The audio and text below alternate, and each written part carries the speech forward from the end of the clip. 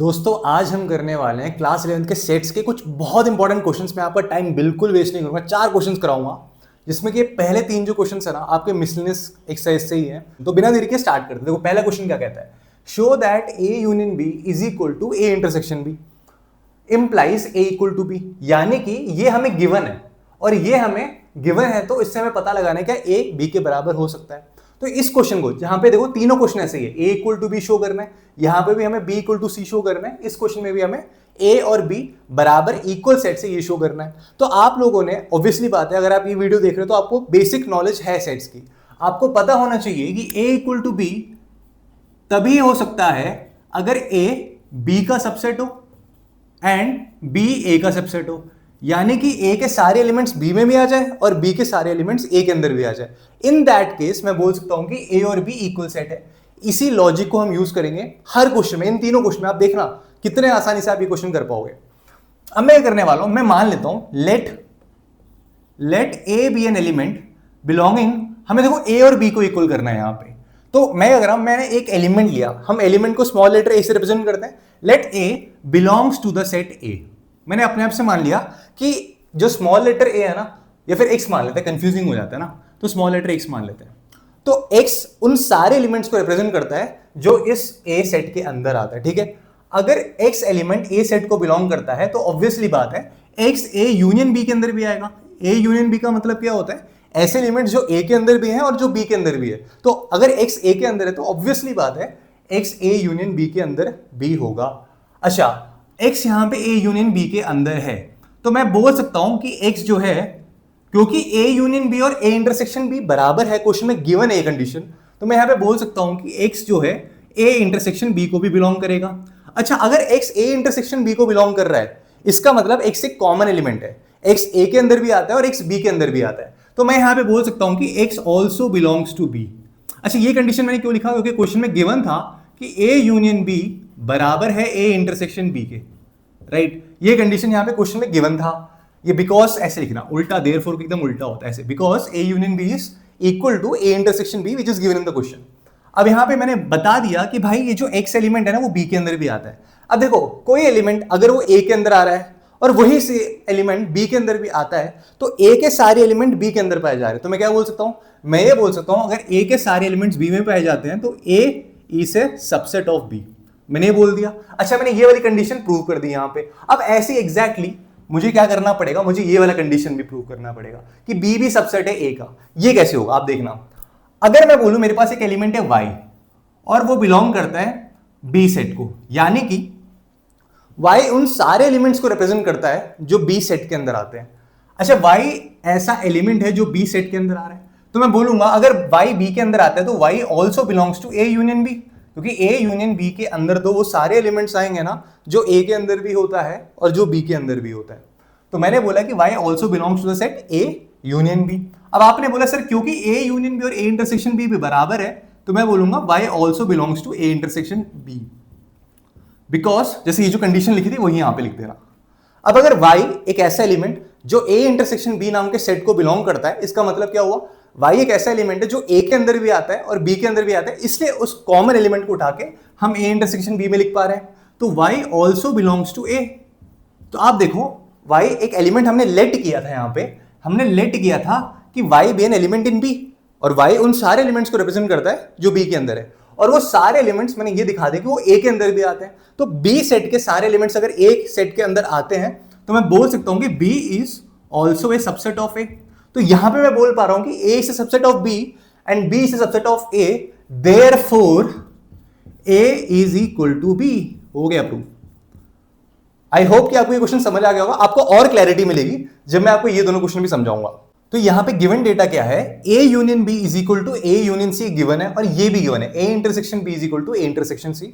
हमें यहां पे प्रूव करना है कि बी और सी दो इक्वल सेट्स है।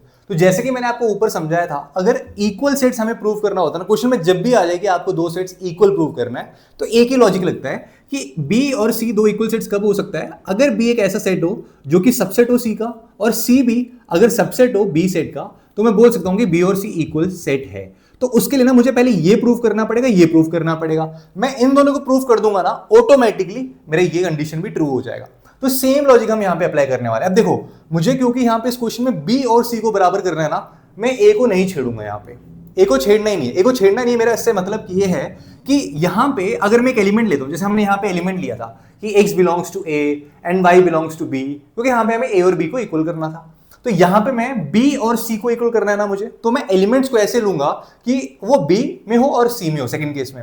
तो लेट्स से कि मेरे पास एक एलिमेंट है x which belongs to the set b, ठीक है। x एक ऐसा है, x उन सारे एलिमेंट्स को रिप्रेजेंट करता है जो b सेट के अंदर आते हैं, ठीक है जी। अगर x b के अंदर आता है तो आप बोलोगे सर गिवन कंडीशन के हिसाब से x a यूनियन b के अंदर भी आएगा, a यूनियन b के अंदर भी आएगा, क्योंकि a यूनियन b एक ऐसा सेट है जिसके अंदर a के भी सारे एलिमेंट्स है और b के भी सारे एलिमेंट्स है। तो आप बोलोगे सर अगर a यूनियन b के अंदर आएगा तो उसका मतलब वो a यूनियन c के अंदर भी आएगा, क्योंकि ये दोनों इक्वल सेट है a यूनियन c। यहां पे रीजन लिख दो क्योंकि वो गिवन है कि a यूनियन b और a union c equal sets है। अब यहां पे देखो x belongs to a union c। अब यहां से मैं क्या बता सकता हूं आपको कि x ना a के अंदर हो सकता है। देखो अगर कोई एलिमेंट a यूनियन c के अंदर है, इसका मतलब या तो वो एलिमेंट a के अंदर रहा होगा तभी a यूनियन c के अंदर आ रहा है, या फिर मैं कह सकता हूं कि वो एलिमेंट ना c के अंदर रहा होगा तभी वो a यूनियन c के अंदर आ रहा है। अच्छा अब मैं मान लेता हूं कि x एक एलिमेंट है जो a के अंदर आ रहा है। अगर x a के अंदर आ रहा है, देखो कोई एलिमेंट b के अंदर भी आ रहा है और कोई एलिमेंट a के अंदर भी आ रहा है, तो मैं बोल सकता हूं वो एलिमेंट कॉमन है। एक चीज है कॉमन एलिमेंट जो कि b के अंदर भी आ रहा है, a के अंदर भी आ रहा है, और कॉमन एलिमेंट को मैं लिख सकता हूं कि वो a इंटरसेक्शन b नाम के सेट में भी आएगा, because x belongs to b, और हमने प्रूव कर दिया यहां पे कि x also belongs to a। तो यहां पे मैंने बोल दिया कि x a इंटरसेक्शन b में भी आएगा। अब x a इंटरसेक्शन b में भी आएगा तो मैं बोल सकता हूं कि x a इंटरसेक्शन c में आएगा। क्यों भाई? इसलिए क्योंकि ये दोनों इक्वल सेट्स हैं, क्योंकि हमें गिवन है कि a इंटरसेक्शन b और a इंटरसेक्शन c दोनों बराबर है, इक्वल सेट्स है। अब a इंटरसेक्शन c दिया हुआ है, आप बोलेगे सर x a को तो बिलोंग करते हैं, हमें पता ही है, हम ऊपर से यही मानते हुए हैं। अच्छा कोई एलिमेंट अगर a में भी है c में भी है तभी तो वो a इंटरसेक्शन c में आ सकता है। तो मैं बोलूंगा x नाम का जो एलिमेंट है वो c सेट के अंदर भी आएगा, राइट। और अगर वो c सेट के अंदर आ रहा है, मैं क्या बोल रहा हूं, देखो मैंने b से चालू किया और मैं c पे पहुंचा, और सेकंड केस में मैं c से चालू करूंगा और b पे पहुंचूंगा। करा क्या हमने, मैंने बोला कि x वो सारे एलिमेंट्स थे जो b के अंदर है, और हम पहुंचे कहां पे, वो सारे एलिमेंट c के अंदर भी आ रहे हैं। तो b सेट के सारे एलिमेंट्स अगर c सेट के अंदर भी आते हैं ना, तो ऐसे सेट को मैं क्या बोलता हूं, मैं बोलूंगा कि भाई b जो है ना, b के सारे एलिमेंट c के अंदर आ रहे हैं, तो b can be written as a subset of the set c। b is a subset of c, b is a subset of c। हो गया यहां से प्रूव।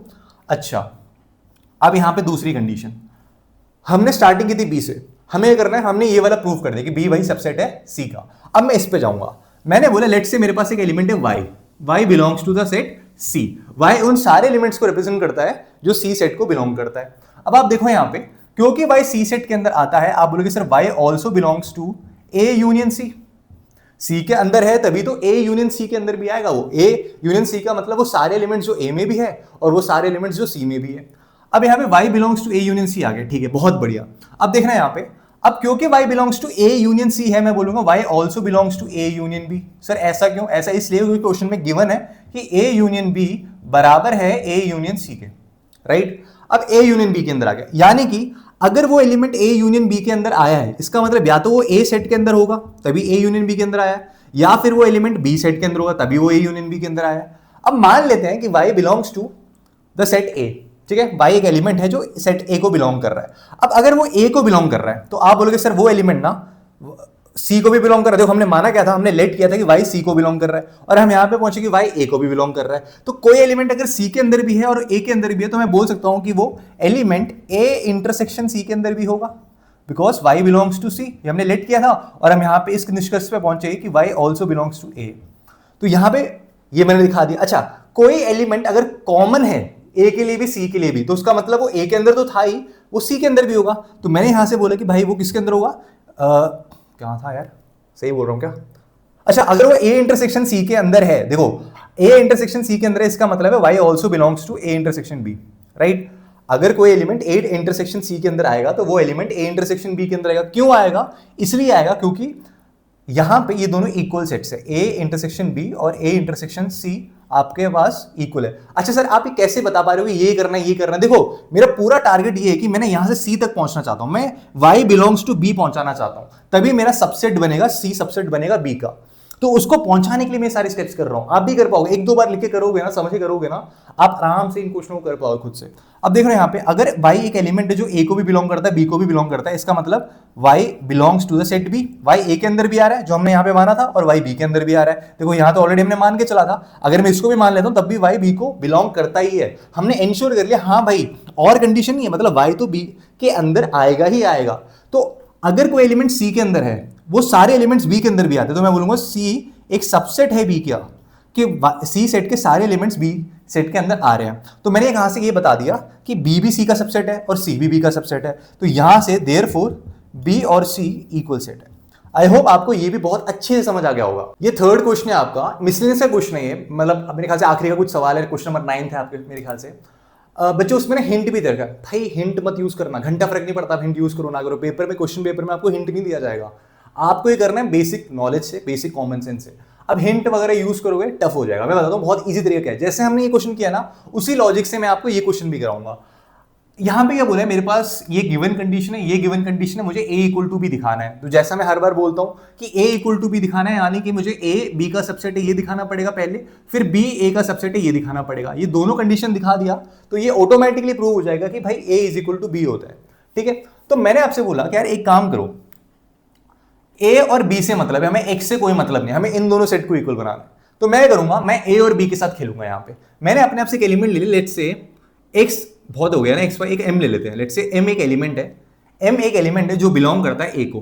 ठीक है, m स्मॉल लेटर m उन सारे एलिमेंट्स को रिप्रेजेंट करता है जो इस a सेट के अंदर आता है। ठीक है, अब मैं क्या करूंगा, मैंने बोला कि अगर वो एलिमेंट a सेट के अंदर है तो ऑब्वियसली बात है ना वो a यूनियन x के अंदर भी होगा। जब मैं दो सेट का यूनियन निकालूंगा और उसमें ऑब्वियसली बात है मैं a और x का यूनियन निकाल रहा हूं, तो a के भी सारे एलिमेंट्स आएंगे और x सेट के भी सारे एलिमेंट्स आएंगे, तो m also belongs to a union x। अब देखना यहां पे सर इसके बाद वाला स्टेप हमारे दिमाग में कैसे आएगा, देखो आपको ना b तक पहुंचना है, तो b तक पहुंचाने के लिए यहां से काम नहीं चलेगा, आप यहां से इधर लिंक करो, तो ये हो जाएगा अगर m a यूनियन x को बिलोंग करता है तो m also belongs to b union x। तो आप बोलेगे सर कैसे, क्योंकि क्वेश्चन में गिवन है a यूनियन x और b यूनियन x बराबर है। अच्छा sir m belongs to b union x का मतलब ये हुआ कि m जो एलिमेंट b यूनियन x के अंदर आ रहा है वो या तो b सेट से आ रहा होगा या फिर x वाले सेट से आ रहा होगा। तो आपने बोला कि m ऐसा हो सकता है या तो b सेट से आ रहा हो या फिर m ऐसा हो सकता है कि वो x वाले सेट से आ रहा हो। अच्छा एक बात बताओ, अगर m जो है वो x वाले सेट से आ रहा होता, अब देखो अगर मैं ऐसा मान लूं कि m सेट x सेट के अंदर बिलोंग करता है, ठीक है, m जो है वो x में बिलोंग करता है, हमने ऊपर क्या लेट किया था, हमने ऊपर लेट किया था कि m a के अंदर है, और यहां पे मैं बोल रहा हूं कि m x के अंदर भी है। तो अगर मैं बोलूं कि m a के अंदर भी है और m x के अंदर भी है, तो क्या m इन दोनों का कॉमन निकालूंगा, इंटरसेक्शन निकालूंगा, कॉमन एलिमेंट्स में आएगा ना m, तो m a intersection b a intersection x के अंदर भी आएगा। लेकिन क्या ऐसा पॉसिबल है? पॉसिबल नहीं है, क्योंकि a इंटरसेक्शन b ना एक नल सेट है, not possible, not does not belong to a intersection x। क्यों? बिकॉज a इंटरसेक्शन ऐसा कोई कॉमन एलिमेंट है ही नहीं। जब मैं दोनों सेट का कॉमन निकालूंगा, एलिमेंट्स ढूंढूंगा, दोनों सेट में कोई कॉमन एलिमेंट नहीं आएगा, तो एक नल सेट है a इंटरसेक्शन x। तो इसका मतलब ये है कि m ना x के अंदर आ ही नहीं सकता। m जो है एलिमेंट अगर वो a के अंदर है तो वो कॉमन बन के x के अंदर आ ही नहीं सकता, अगर आ गया तो क्वेश्चन की कंडीशन ही गलत हो जाएगी। तो इसका मतलब इस क्वेश्चन की मजबूरी है कि m b को ही बिलोंग करेगा। अब कोई भी एलिमेंट a सेट को बिलोंग करता है और वही एलिमेंट अगर बाद में लगे b सेट को बिलोंग करेगा, तो मैं ऐसा नहीं बोल सकता कि भाई a जो है वो b का सबसेट है, बोल सकता हूं ना? सेम यही लॉजिक यूज करना है, और सेम यही लॉजिक यूज करके हमें क्या करना है, हम बोलेंगे सर लेट से अब एक एलिमेंट है मेरे पास n that belongs to the set b। ठीक है, अगर n नाम का एलिमेंट b सेट को बिलोंग करता है तो मैं बोल सकता हूं कि जो n है वो b यूनियन x के अंदर भी आएगा, और अगर वो b यूनियन x के अंदर आ रहा है तो इसका मतलब वो a यूनियन x के अंदर भी आएगा। अब देखो मैं a की तरफ जाना चाह रहा हूं, मेरे को ये वाला कंडीशन प्रूव हो गया, अब मैं b से स्टार्ट करूंगा और a की तरफ पहुंचने की कोशिश करूंगा। तो n belongs to a union x, तो आपने बोला sir n belongs to a union x, इसका मतलब ये हुआ जो n एलिमेंट है ना वो इस यूनियन वाले सेट के अंदर आ रहा है, इसलिए आ रहा है या तो वो a को बिलोंग करता होगा या फिर वो x को बिलोंग करता होगा। तो आपने बोला सर n जो हमने एलिमेंट लेट किया था कि वो b को बिलोंग करता है, और यहां पे हम करते करते पहुंचे कि वही एलिमेंट x को बिलोंग करता है, तो मैं यहां पे अगर ऐसा बोल दूं कि वो दोनों, देखो दोनों सेट में एक ही कॉमन एलिमेंट है n, तो मैं बोल सकता हूं कि n बिलोंग करेगा b इंटरसेक्शन x को। लेकिन अब खुद देखो b इंटरसेक्शन x में कोई एलिमेंट नहीं आ सकता, एक नल सेट है, बट ये डज नॉट बिलोंग लिखना पड़ेगा आपको, बिकॉज क्यों, बिकॉज b इंटरसेक्शन x is a null set. तो n जो एलिमेंट है वो b इंटरसेक्शन x के अंदर नहीं आ सकता, तो यानी कि n जो एलिमेंट है वो x के अंदर भी नहीं आएगा। जो एलिमेंट b के अंदर है वो एलिमेंट x के अंदर हो ही नहीं सकता, अगर हो गया तो फिर ये कंडीशन वायलेट हो जाएगी अपनी। तो इसका मतलब n a को ही बिलोंग करेगा, और अगर n a को बिलोंग कर रहा है तो भाई खत्म क्वेश्चन। सारे देखो सारे एलिमेंट्स ये b में थे, b के सारे एलिमेंट्स अगर a को भी बिलोंग करते हैं तो मैं बोल सकता हूं कि b is a subset of a। तो यहां पे मुझे मिला था कि a is a subset of b, यहां पे मुझे पता चल गया b is a subset of a, तो मैं बोल सकता हूं कि a और b दोनों इक्वल सेट है। तो बच्चों आई होप आपको ये तीनों क्वेश्चन बहुत अच्छे से समझ आ गए होंगे, ये सारे एक ही टाइप के क्वेश्चन थे। एक क्वेश्चन और कराता हूं, मजेदार है वो क्वेश्चन भी। बच्चों ये रहा आज का आखिरी सवाल, show that if a is a subset of b then c minus b is a subset of c minus a। तो यहां पे हमसे बोला गया है कि a is a subset of b given है। गिवन क्या है, यहां पे सबसे पहले ना गिवन डेटा लिखो। गिवन ये है कि a is a subset of b, ये गिवन डेटा है हमारे पास। हमें प्रूव क्या करना है, प्रूव हमें ये करना है, टू प्रूव हमें ये करना है कि c माइनस बी जो है वो सबसेट है c माइनस a का। ठीक है, अब क्या करते हैं ना, लेट से एक एलिमेंट है मेरे पास x, लेट से मेरे पास एक एलिमेंट है x जो कि बिलोंग करता है c माइनस बी को। c माइनस बी का मतलब क्या होता है, c माइनस बी का मतलब ये होता है कि c सेट के अंदर कुछ एलिमेंट्स रहे होंगे, b सेट के अंदर भी कुछ एलिमेंट रहे होंगे, तो c माइनस बी का मतलब ये होता है कि c सेट के अंदर से अगर b के भी कुछ एलिमेंट्स को मैं हटा दूं, जैसे मान लो c और b में कुछ कॉमन एलिमेंट्स रहे होंगे, तो उस b के कॉमन एलिमेंट्स को मैं हटा दूं, सिर्फ c के एकदम, जैसे कि c माइनस बी का मतलब जैसे देखो c के अंदर मान लो मेरे पास एलिमेंट है 1 2 3, ठीक है, b के अंदर मेरे पास एलिमेंट्स है 3 4 5, तो c माइनस बी का मतलब ये होता है ऐसा सेट जिसके अंदर c के सारे एलिमेंट आएंगे लेकिन जो b को बिलोंग ना करता हो। तो 3 तो b को भी बिलोंग कर रहा है तो 3 नहीं आएगा इसके अंदर, कहने का मतलब ये है। तो अगर मैं कहूं आपसे कि x जो है वो c माइनस बी को बिलोंग कर रहा है, तो इसका मतलब मैं कह सकता हूं जो एलिमेंट है ना वो c को तो बिलोंग कर रहा होगा। वो जो एलिमेंट है मैं कह रहा हूं कि अगर c माइनस बी को बिलोंग कर रहा है, ये देखो 1 2 c को तो बिलोंग कर रहा है लेकिन वो b को बिलोंग नहीं कर रहा, राइट। तो ऐसे ही वो एलिमेंट c को तो बिलोंग करेगा but x does not belongs to b।